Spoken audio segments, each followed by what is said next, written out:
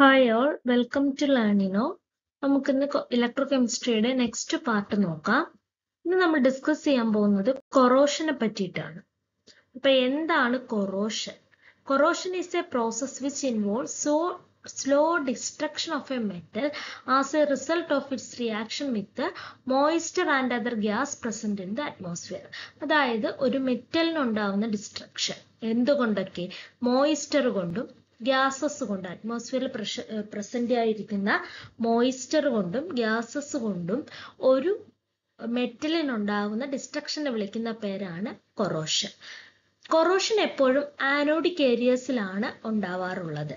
All metals and alloys are susceptible to corrosion. AU shows excellent resistance under atmospheric condition. എല്ലാ മെറ്റൽസിനും അലോയ്സിനും corrosion ഉണ്ടാവും, പക്ഷേ ഗോൾഡിന് കൊറോഷനിൽ നിന്ന് resistance ഉണ്ട്. But get corroded when exposed to mercury at ambient temperature. എന്നിരുന്നാലും നമ്മുടെ gold മെർക്കുറിയുമായിട്ട് ചേർന്ന് കഴിഞ്ഞാൽ corrosion സംഭവിക്കും. അല്ലാതെ നമ്മൾ ഗോൾഡിന് കൊറോഷൻ ഇല്ല, അതുകൊണ്ടാണ് നമ്മൾ ഓർണമെന്റ്സ് ആയിട്ട് ഗോൾഡ് യൂസ് ചെയ്യുന്നത്. Corrosion is enhanced by the presence of impurities, air and moisture, electrolytes and stains in metals like dents, scratches etcetera. അപ്പം ഈ ഒരു കൊറോഷൻ ഉണ്ടാവാനുള്ള കാരണം impurities, air and moisture, electrolytes തുടങ്ങിയ കാര്യങ്ങൾ കൊണ്ടാണ് ഈ ഒരു കൊറോഷൻ ഉണ്ടാവാനുള്ള കാരണം. അപ്പോൾ കൊറോഷൻ ഏറ്റവും പ്രധാനപ്പെട്ട ഒരു എക്സാമ്പിൾ ആണ് റസ്റ്റിംഗ് ഓഫ് അയൺ, ഇരുമ്പ് തുരുമ്പെടുക്കുന്നത്. റസ്റ്റ് എന്ന് പറയുന്നത് hydrated form of ferric oxide, ferric ഓക്സൈഡിന്റെ ഒരു ഹൈഡ്രേറ്റഡ് ഫോം ആണ്. വേറെ കൊറോഷൻ എക്സാമ്പിൾ വരുന്നത് tarnishing of silver, formation of green coating on copper, കോപ്പറിൽ ഉണ്ടാവുന്ന ഗ്രീൻ, കോപ്പർ, ബ്രോൺസ് തുടങ്ങി ഉണ്ടാവുന്ന ഗ്രീൻ കോട്ടിംഗ്, ഇതെല്ലാം കൊറോഷന് എക്സാമ്പിൾസ് ആണ്. Corrosion is a slow process, that is a destruction of metal surface as a result of reaction with the moisture and other gas present in the atmosphere. Then type of corrosion. Based on the environment, corrosion can be classified into two: dry or chemical corrosion, wet or electrochemical corrosion. Corrosion രണ്ടായിട്ട് classify ചെയ്യാം: dry or chemical corrosion, wet or electrochemical corrosion. First one is dry or chemical corrosion. It is a direct chemical action of environment or atmosphere gases such as O2, halogen, H2S, SO2, N2 or corrosion by other gases. അതായത് direct chemical action വഴി oxygen, halogen, hydrogen sulphide, sulphur dioxide, nitrogen തുടങ്ങിയ gases വഴി ഉണ്ടാവുന്ന കൊറോഷനെയാണ് നമ്മൾ dry or chemical corrosion എന്ന് പറയുന്നത്.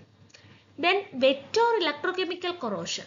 The corrosion of metals in aqueous environment is more common than dry corrosion. ഇനി dry കൊറോഷനെക്കാട്ടും കുറച്ചും കൂടെ കോമൺ ആണ് അക്വസ് എൻവയോൺമെന്റ്, അതായത് വെറ്റ് കണ്ടീഷനിലുള്ള corrosion. A metal is in contact with conducting liquid, ഒരു ലിക്വിഡുമായിട്ട് മെറ്റൽ കോണ്ടാക്റ്റിൽ വരുമ്പോൾ അവിടെ കൊറോഷൻ ഉണ്ടാവാനുള്ള ടെൻഡൻസി ഉണ്ട്. Two dissimilar metals or alloys are immersed or dipped partially in a conducting solution.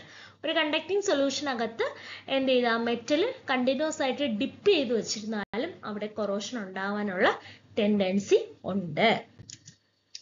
Then mechanism of corrosion. നമ്മൾ mechanism പഠിക്കുമ്പോൾ നമ്മൾ rusting, അയണിന്റെ case എടുത്തിട്ടാണ് നമ്മൾ പഠിക്കുന്നത്. അപ്പൊ ഇവിടെ അയൺ റസ്റ്റ് നടക്കുമ്പോഴത്തേക്കിന് മെറ്റലിന്റെ ഒരു പാർട്ട് ആനോഡ് ആയിട്ടാണ് ആക്ട് ചെയ്യുന്നത്. Flow of current takes place between anode and cathodic area takes place through an electrolyte in contact with it. അതായത് ഒരു ഇലക്ട്രോലൈറ്റ് അവിടെ കാണും, ആനോഡിൽ നിന്ന് കാഥോഡിലേക്ക് റിയാക്ഷൻസ് നടക്കും. അവിടെ വച്ചിട്ട് അതിനിടയ്ക്ക് വെച്ചിട്ട് എന്ത് ചെയ്യും? ഈ ഇരുമ്പ് റസ്റ്റ്, അതായത് തുരുമ്പ് എടുക്കുന്ന ആ പ്രോസസ്സ്. അപ്പൊ അതിനെ നമുക്ക് പല പല സ്റ്റെപ്പിലായിട്ട് പഠിക്കാം. First is hydrogen evolution corrosion in acidic medium. Acidic മീഡിയത്തിലുള്ള hydrogen evolution corrosion. This occurs when metals are in contact with acidic solution in the absence of sufficient oxygen. അതായത് മതിയായ ഓക്സിജന്റെ അഭാവത്തില് എന്ത് ചെയ്യും? മെറ്റൽസ് ആസിഡ്സുമായിട്ട് കോണ്ടാക്റ്റിൽ വരും. അങ്ങനെ ഉണ്ടാവുന്ന കൊറോഷൻ ആണ് അസിഡിക് മീഡിയത്തിലുള്ള കൊറോഷൻ.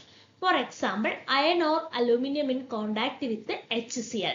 ഹൈഡ്രോക്ലോറിക് ആസിഡുമായിട്ട് അയണോ അലൂമിനിയമോ കോണ്ടാക്റ്റിൽ വരുമ്പോൾ ഈ ടൈപ്പ് കൊറോഷൻ നമുക്ക് ഉണ്ടാവാം. Hydrogen evolution corrosion takes place in case of iron immersed in acidic medium. This is due to the fact that hydrogen electrode potential in acidic medium is higher than electrode potential of iron. In hydrogen evolution corrosion, iron in the case iron acid മീഡിയത്തിൽ immerse ചെയ്ത് വെക്കുമ്പോൾ ഉണ്ടാവാനുള്ള കാരണം എന്ന് പറഞ്ഞാൽ it's due to the fact that hydrogen electrode potential in acid medium, acid മീഡിയത്തിലുള്ള ഹൈഡ്രജന്റെ electrode potential അതായത് 0 വോൾട്ട് അത് അയണിന്റെ ഇലക്ട്രോഡ് പൊട്ടൻഷ്യലിനെ കാട്ടി കൂടുതലാണ്. സോ അവിടെ ആ പ്രോസസ്സ് നടക്കും. ഇവിടെ നടക്കുന്ന റിയാക്ഷൻ ആണ് ആനോഡിൽ എപ്പോഴും Fe gives Fe2++ 2 ഇലക്ട്രോൺ. ഇനി ആ 2 ഇലക്ട്രോണിനെ H+ വാങ്ങിയിട്ട് H2 ആയിട്ട് മാറും. ഓക്കെ, അവിടെ electrode potential 0 volt. Then net reaction. This type of corrosion occurs when a metal displaces hydrogen ion from an acidic solution. ഇവിടെ ഡിസ്പ്ലേസ്മെന്റ് നടക്കുമ്പോഴാണ് ഈ ടൈപ്പ് കൊറോഷൻ ഉണ്ടാകുന്നത്.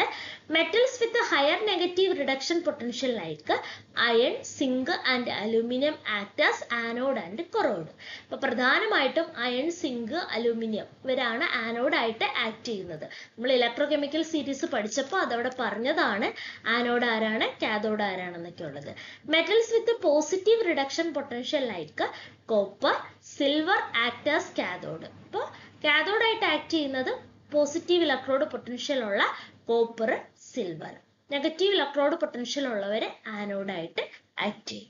Okay, then second one is hydrogen evolution in alkaline medium.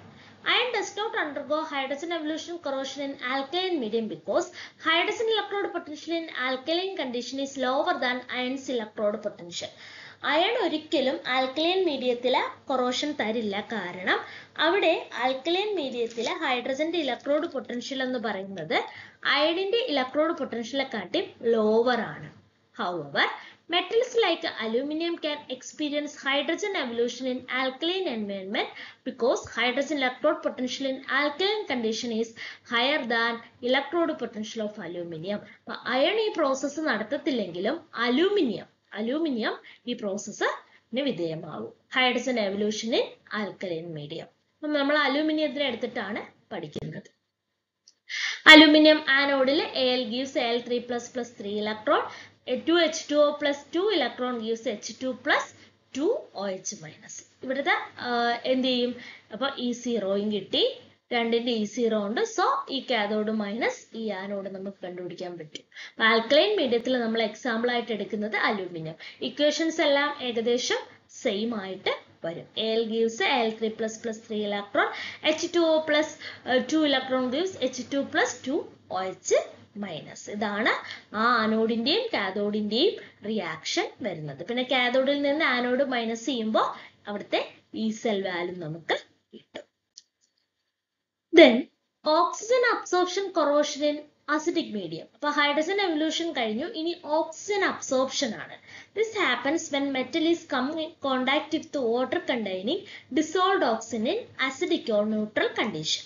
അതായത് വാട്ടറുമായിട്ട് കോണ്ടാക്റ്റിൽ വരുമ്പോൾ ഉണ്ടാകുന്ന പ്രോസസ്സാണ്. അവിടെ നമുക്ക് റെസ്റ്റിംഗ് ഓഫ് അയൺ എടുക്കാം. Fe gives Fe2++ 2 ഇലക്ട്രോൺ ആണ് ആനോഡ്. അപ്പൊ നേരത്തെ നമ്മൾ ഹൈഡ്രജൻ ആണ് എടുത്തതെങ്കിൽ ഇവിടെ ഓക്സിജൻ എന്ത് ചെയ്യും? ഈ ഇലക്ട്രോണിനെ ഇവിടെ ഒരു Fe കാണിക്കുന്നുള്ളത് കൊണ്ട് 2 ഇലക്ട്രോൺ, 2 Fe ആകുമ്പോൾ 4 ഇലക്ട്രോൺ വരും. ആ 4 ഇലക്ട്രോണിനെ ഈ ഓക്സിജൻ എന്ത് ചെയ്യും? അക്സെപ്റ്റ് ചെയ്ത് വാട്ടർ ആയിട്ട് മാറും. ഇതാണ് oxygen absorption corrosion in acidic medium. Then നമുക്ക് E0 സെല്ല് കാഥോഡിന്റെ വാല്യൂ മൈനസ് ആനോഡിന്റെ വാല്യൂ ചെയ്യാൻ പറ്റും. Fe2+ produced can be further oxidized into Fe3+ in acidic or neutral environment. Fe3+ produced insoluble precipitate of FeOH thrice, which is called a yellow rust. അപ്പോൾ ഇങ്ങനെ ഉണ്ടാവുന്ന Fe3+ എന്ത് സംഭവിക്കും? Insoluble ആയിട്ടുള്ള precipitate ആയിട്ട് മാറും. അതിനെ വിളിക്കുന്ന പേരാണ് യെല്ലോ റസ്റ്റ്. അപ്പൊ ഇവിടെ നമുക്ക് Fe2+ ആണ് നമുക്ക് ബൈ പ്രോഡക്റ്റ് ആയിട്ട് കിട്ടുന്നത്. അത് കുറച്ചു നേരം കഴിഞ്ഞ് ഓക്സിഡൈസ് ചെയ്ത് Fe3+ ആവും. Fe3+ എന്ത് ചെയ്യും? ഇൻസോളുബിൾ പ്രസിപ്പിറ്റേറ്റ് ഉണ്ടാക്കും. അതിനെ വിളിക്കുന്ന പേരാണ് yellow rest. Then fourth one is oxygen absorption corrosion in alkali medium. നേരെ acidic medium പഠിച്ചു, ഇത് alkali medium. ഇവിടെ നമുക്ക് അയൺ തന്നെ എക്സാമ്പിൾ ആയിട്ട് എടുക്കാം. ഇക്വേഷൻ സെയിം തന്നെയാണ്. Fe gives Fe2 plus 2 electron, O2 plus 2 H2O plus 4 electron gives 4OH minus. ഇവിടെ നമുക്ക് എന്താ വ്യത്യാസം വരുന്നത്? This happens when metal come on contact with water containing dissolved oxygen in alkaline environment. നേരത്തെ acidic environmentലായിരുന്നു ഈ process നടന്നതെങ്കിൽ ഇവിടെ നടക്കുന്നത് alkaline environmentലാണ്. ഓക്സിജൻ അബ്സോർപ്ഷൻ അസിഡിക്കിലും ആൽക്കലൈനിലും എന്തിലും നടക്കും? അയണില് നടക്കും. ഓക്കെ, അപ്പൊ അതാണ് നമ്മൾ കൊറോഷൻ. ഇപ്പൊ മെയിൻ ആയിട്ടും ഒരു കേസിൽ അലൂമിനിയത്തിന്റെ എടുത്ത് പറഞ്ഞു, ബാക്കി എല്ലാം അയണിന്റെ തന്നെയാണ് കൊറോഷന്റെ കേസ് പറഞ്ഞു. അപ്പൊ മെക്കാനിസം ഓഫ് കൊറോഷൻ ഇതാണ്. ഓക്കെ, ദെൻ നമുക്ക് ഈ കൊറോഷൻ എന്ന് പറയുന്നു. അപ്പൊ ഈ മെറ്റൽസിനെ കൊറോഷൻ ടെൻഡൻസിയിൽ അടുക്കി വെച്ചിരിക്കുന്ന ഒരു ടേബിൾ ഉണ്ട്, അല്ലെങ്കിൽ ഒരു സീരീസ് ഉണ്ട്. That is called galvanic series.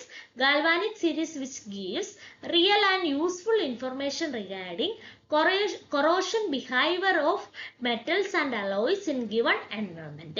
ഇപ്പൊ നമ്മുടെ മെറ്റൽസിന്റെയും അലോയ്സിന്റെയും കൊറോഷൻ ബിഹേവിയർ അനുസരിച്ചിട്ട് അടുക്കി വെച്ചിരിക്കുന്ന സീരീസ് ആണ് galvanic series. It is a series obtained by arranging metals and alloys in the order of corrosion tendency. നമുക്ക് ഒരു ഗാൽവാനിക് സീരീസ് നോക്കാം. Mg alloy, zinc, aluminum, cadmium, steel, cast iron, solder, lead, tin, brass, copper, nickel, stainless steel, chromium, silver, titanium, gold, platinum. അപ്പൊ ഇങ്ങനെ ഒരു series ആണ്. ഇതിൽ ആദ്യമുള്ള ആൾക്കാർക്ക് corrosion tendency കൂടുതലാണ്. അവസാനം നോക്കിയേ, ഗോൾഡ്, പ്ലാറ്റിനം. ഇത് പ്ലാറ്റിനം ആണ്. പ്ലാറ്റിനം ഒക്കെ എന്താണ്? കൊറോഷൻ ടെൻഡൻസി വളരെ കുറഞ്ഞ ആൾക്കാരാണ്, അവർക്ക് കൊറോഷൻ ഉണ്ടാവില്ല. നേരത്തെ ഞാൻ പറഞ്ഞു ഗോൾഡിന് കൊറോഷൻ ഉണ്ടാവില്ല, അവര് മെർക്കുറി ആയിട്ട് കോണ്ടാക്ട് ചെയ്യാതിരുന്നാൽ മതി. അല്ലാത്ത പക്ഷം ഗോൾഡിന് എന്തില്ല? കൊറോഷൻ ഇല്ല. അതെന്ന് വെച്ച് കഴിഞ്ഞാല് ഗോൾഡ് ഒക്കെ നമ്മുടെ മണ്ണിനടിയിൽ ഗോൾഡായിട്ട് തന്നെയാണ് കിടക്കുന്നത്. ഓക്കെ, എലമെന്റൽ ഫോമിൽ തന്നെയാണ് കിടക്കുന്നത്. അതുകൊണ്ട് തന്നെ അവർക്ക് ഗ്രൗണ്ട് സ്റ്റേറ്റിൽ നിന്ന് എക്സൈറ്റഡ് സ്റ്റേറ്റിലേക്ക് പോകേണ്ട കാര്യമില്ല. സോ കൊറോഷൻ ഉണ്ടാവത്തില്ല ഗോൾഡിന്. പക്ഷെ അയൺ ആയാലും കോപ്പർ ആയാലും അവരുടെ ഓറുകളായിട്ടാണ് കിടക്കുന്നത്. അപ്പൊ മെറ്റലർജി എന്ന് പറയുന്ന ഒരു പ്രോസസ് ഉണ്ട്. ആ ഓറിൽ നിന്ന് മെറ്റലിനെ വേർതിരിച്ചിരിക്കുന്ന പ്രോസസ്സാണ്. അപ്പൊ അവിടെ ഒത്തിരി എനർജി ആവശ്യമായിട്ടുണ്ട്. അപ്പൊ അവർ ഗ്രൗണ്ട് സ്റ്റേറ്റിൽ നിന്ന് എക്സൈറ്റഡ് സ്റ്റേറ്റിലേക്ക് പോവുകയും അവിടെ നിന്ന് തിരിച്ചു വരികയൊക്കെ ചെയ്യും. ഇങ്ങനെ പ്രോസസ്സ് നടക്കുന്നതുകൊണ്ടാണ് അവിടെ കൊറോഷൻ ഉണ്ടാവാനുള്ള കാരണം. അപ്പൊ galvanic series which gives a real and useful information regarding corrosion behavior. What are the difference between electrochemical series and galvanic series? ഇത് നമുക്ക് സ്ഥിരമായിട്ട് യൂണിവേഴ്സിറ്റിക്ക് ചോദിക്കുന്ന ഒരു ക്വസ്റ്റ്യൻ ആണ്. ഡിഫറൻസ് ബിറ്റ്വീൻ ഇലക്ട്രോകെമിക്കൽ സീരീസും ഗാൽവാനിക് സീരീസും. ഇപ്പൊ ഇലക്ട്രോകെമിക്കൽ സീരീസ് എന്ന് പറഞ്ഞാൽ നമുക്കറിയാം, increasing order of their standard reduction പൊട്ടൻഷ്യലില് മെറ്റൽസിനെ അറേഞ്ച് ചെയ്ത് വെച്ചിരിക്കുന്ന സീരീസ് ആണ്. ഗാൽവാനിക് സീരീസ് ആണെങ്കിലോ കൊറോഷൻ ടെൻഡൻസിയുടെ അടിസ്ഥാനത്തിൽ അറേഞ്ച് ചെയ്ത് വെച്ചിരിക്കുന്നു. ഇനി ഇലക്ട്രോകെമിക്കൽ സീരീസിൽ പൊസിഷൻ ഫിക്സ്ഡ് ആണ്. അതായത് ഇപ്പോ സിങ്ക് എന്ന് പറഞ്ഞാൽ -0.76 ആണ്, കോപ്പർ എന്ന് പറഞ്ഞാൽ +0.34 ആണ്. പക്ഷെ ഗാൽവാനിക് സീരീസ് എടുത്തു കഴിഞ്ഞാൽ കൊറോഷൻ ടെൻഡൻസി നമ്മുടെ എൻവയോൺമെന്റിനനുസരിച്ച് മാറ്റം സംഭവിക്കാം. E0 is measured for metals and non-metals. മെറ്റൽസിലും നോൺ മെറ്റൽസിലും ഇത് ആപ്ലിക്കബിൾ ആണ്. ഇവിടെ അലോയ്സിന്റെ പൊസിഷനെ പറ്റി ഒന്നും പറയുന്നില്ല, എന്നാലും ഇവിടെ മെറ്റൽസിലും അലോയ്സിലുമാണ് ഈ പ്രോസസ്സ് നടക്കുന്നത്. ഈ ഗാൽവാനിക് സീരീസിൽ അവരാണ് ഉള്ളത്. It tells the relative displacement tendency. Electrochemical സീരീസിന്റെ ഒരു ആപ്ലിക്കേഷൻ തന്നെയാണ് ഡിസ്പ്ലേസ്മെന്റ് ടെൻഡൻസി കണ്ടുപിടിക്കാൻ പറ്റുക എന്നുള്ളത്. ഇവിടെ ആണെങ്കിലോ കൊറോഷൻ ടെൻഡൻസി ആണ് പ്രഡിക്റ്റ് ചെയ്യുന്നത്. ഇവിടെ നമ്മൾ റെഫറൻസ് ആയിട്ട് യൂസ് ചെയ്യുന്നത് SHE ആണ്. ഇവിടെ കലോമൽ ഇലക്ട്രോഡ് ആണ്. Then E0 is measured by dipping pure metals in 1 molar salt solution. ഒരു മോളാർ സാൾട്ട് സൊല്യൂഷനിൽ പ്യുവർ മെറ്റലിനെ ഡിപ്പ് ചെയ്ത് വെച്ചുകൊണ്ടാണ് ഇലക്ട്രോകെമിക്കൽ സീരീസിലെ E0 വാല്യൂ കണ്ടുപിടിക്കുന്നത്. ഇവിടെ ആണെങ്കിലോ by dipping metals and non metals in unpolluted sea water. Unpolluted ആയിട്ടുള്ള സീ വാട്ടറിൽ മെറ്റൽസിനെയും അലോയ്സിനെയും ഡിപ്പ് ചെയ്തിട്ടാണ് നമ്മുടെ കൊറോഷൻ ടെൻഡൻസി കണ്ടുപിടിക്കുന്നത്. അപ്പൊ ഇതൊക്കെയാണ് മെയിൻ ആയിട്ടും ഇലക്ട്രോകെമിക്കൽ സീരീസും ഗാൽവാനിക് സീരീസും തമ്മിലുള്ള ഡിഫറൻസ്. അപ്പൊ ഏതെങ്കിലും ഒരു 3 പോയിന്റ് പഠിച്ചു വെക്കുക. കാരണം എക്സാമിന് ഇത് കണ്ടിന്യൂസ് ആയിട്ട് ചോദിക്കുന്ന ഒരു സെഷൻ ആണ്. ഓക്കെ, അപ്പൊ ഇന്ന് നമ്മൾ പഠിച്ചത് എന്താണ് കൊറോഷൻ, കൊറോഷന്റെ ഡെഫിനിഷൻ, അതിന്റെ മെക്കാനിസം, അതിന്റെ ഹൈഡ്രജൻ എവല്യൂഷൻ, ഓക്സിജൻ അബ്സോർപ്ഷൻ തുടങ്ങിയ മെക്കാനിസംസ് എല്ലാം പഠിച്ചു. എന്താണ് ഗാൽവാനിക് സീരീസ് എന്ന് പഠിച്ചു. ഇലക്ട്രോകെമിക്കൽ സീരീസും ഗാൽവാനിക് സീരീസും തമ്മിലുള്ള ഡിഫറൻസ് പഠിച്ചു. Okay, thank you.